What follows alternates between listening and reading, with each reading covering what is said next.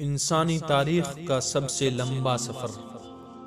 قرآن کریم اور احادیث متواترہ سے ثابت ہے کہ اسراء و معراج کا تمام سفر صرف روحانی نہیں بلکہ جسمانی تھا، یعنی نبی اکرم صلی اللہ علیہ وسلم کا یہ سفر کوئی خواب نہیں تھا بلکہ ایک جسمانی سفر اور عینی مشاہدہ تھا۔ یہ ایک معجزہ تھا کہ مختلف مراحل سے گزر کر اتنا بڑا سفر اللہ تعالیٰ نے اپنی قدرت سے صرف رات کے ایک حصے میں مکمل کر دیا۔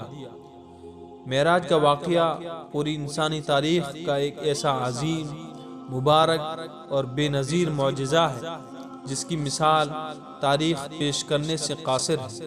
خالق کائنات نے اپنے محبوب صلی اللہ علیہ وسلم کو دعوت دے کر اپنا مہمان بنانے کا وہ شرف عظیم عطا فرمایا جو نہ کسی انسان کو کبھی حاصل ہوا ہے اور نہ کسی مقرب ترین فرشتے کو۔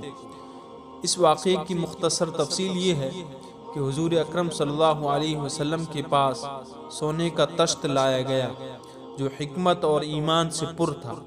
آپ صلی اللہ علیہ وسلم کا سینہ چاک کیا گیا، پھر اسے زمزم کے پانی سے دھویا گیا، پھر اسے حکمت اور ایمان سے بھر دیا گیا، اور پھر بجلی کی رفتار سے زیادہ تیز چلنے والی ایک سواری یعنی براق لایا گیا جو لمبا سفید رنگ کا چوپایا تھا۔ اس کا قد گدھے سے بڑا اور کھچر سے چھوٹا تھا۔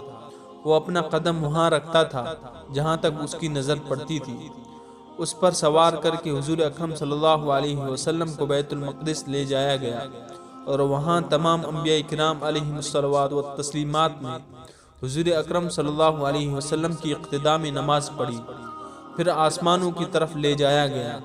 پہلے آسمان پر حضرت آدم علیہ السلام، دوسرے آسمان پر حضرت عیسیٰ علیہ السلام اور حضرت یحییٰ علیہ السلام، تیسرے آسمان پر حضرت یوسف علیہ السلام، چوتھے آسمان پر حضرت ادریس علیہ السلام، پانچویں آسمان پر حضرت ہارون علیہ السلام، چھٹے آسمان پر حضرت موسیٰ علیہ السلام اور ساتویں آسمان پر حضرت ابراہیم علیہ السلام سے ملاقات ہوئی۔ اس کے بعد البیت المعمور حضور اکرم صلی اللہ علیہ وسلم کے سامنے کر دیا گیا جہاں روزانہ 70,000 فرشتے اللہ کی عبادت کے لیے داخل ہوتے ہیں جو دوبارہ اس میں لوٹ کر نہیں آتے۔ پھر آپ صلی اللہ علیہ وسلم کو سدرۃ المنتہا تک لے جایا گیا۔ آپ صلی اللہ علیہ وسلم نے دیکھا کہ اس کے پتے اتنے بڑے ہیں جیسے ہاتھی کے کان ہوں اور اس کے پھل اتنے بڑے بڑے ہیں جیسے مٹکے ہوں۔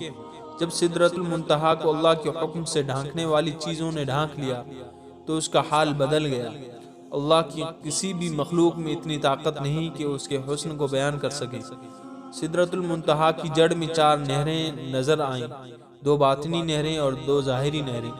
حضور اکرم صلی اللہ علیہ وسلم کے دریافت کرنے پر حضرت جبرائیل علیہ السلام نے بتایا کہ باطنی 2 نہریں جنت کی نہریں ہیں اور ظاہری 2 نہریں فرات اور نیل ہیں۔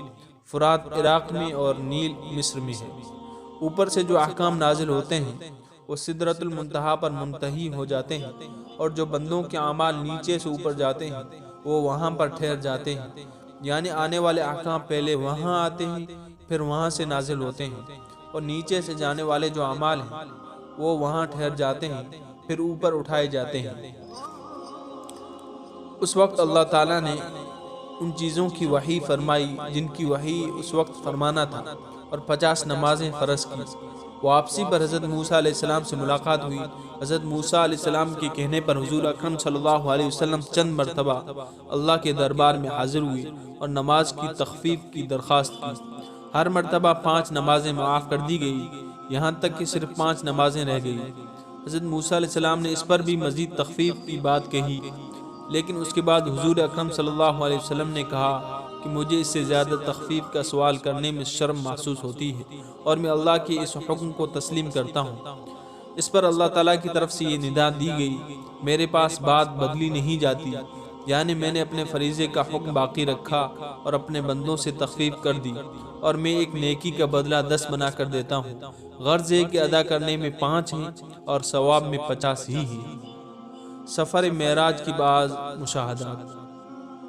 اس اہم و عظیم سفر میں آپ صلی اللہ علیہ وسلم کو جنت و دوزخ کے مشاہدے کے ساتھ مختلف گنہگاروں کے احوال بھی دکھائے گئے، جن میں سے بعض گنہگاروں کے احوال اس جذبے سے سنا رہا ہوں کہ ان گناہوں سے ہم خود بھی بچیں اور دوسروں کو بھی بچنے کی ترغیب دیں۔ حضور صلی اللہ علیہ وسلم نے ارشاد فرمایا کہ جس رات مجھے معراج کرائی گئی، میں ایسے لوگوں پر گزرا جن کے ناخن تانبے کے تھے اور وہ اپنے چہروں اور سینوں کو چھیل رہے تھے۔ میں نے جبرائیل علیہ السلام سے دریافت کیا کہ یہ کون لوگ ہیں؟ انہوں نے جواب دیا کہ وہ لوگ ہیں جو لوگوں کی گوشت کھاتے ہیں، یعنی ان کی غیبت کرتے ہیں اور ان کی بے آبروئی کرنے میں پڑے رہتے ہیں۔ رسول اللہ صلی اللہ علیہ وسلم نے ارشاد فرمایا کہ جس رات مجھے سیر کرائی گئی، میں ایسے لوگوں پر بھی گزرا جن کے پیٹ اتنے بڑے بڑے تھے جیسے انسانوں کے رہنے کے گھر ہوتے ہیں۔ ان میں سانپ تھے جو باہر سے ان کے پیٹوں میں نظر آ رہے تھے۔ میں نے کہا کہ اے جبرائیل، یہ کون لوگ ہیں؟ انہوں نے کہا کہ یہ سود کھانے والے ہیں۔ آپ صلی اللہ علیہ وسلم کا گزر ایسے لوگوں کے پاس سے بھی ہوا جن کے سر پتھروں سے کچلے جا رہے تھے، کچل جانے کے بعد پھر ویسے ہی ہو جاتے تھے جیسے پہلے تھے۔ اسی طرح یہ سلسلہ جاری تھا، ختم نہیں ہو رہا تھا۔ آپ صلی اللہ علیہ وسلم نے پوچھا یہ کون لوگ ہیں؟ جبرائیل علیہ السلام نے کہا کہ یہ لوگ نماز میں کاہلی کرنے والے ہیں۔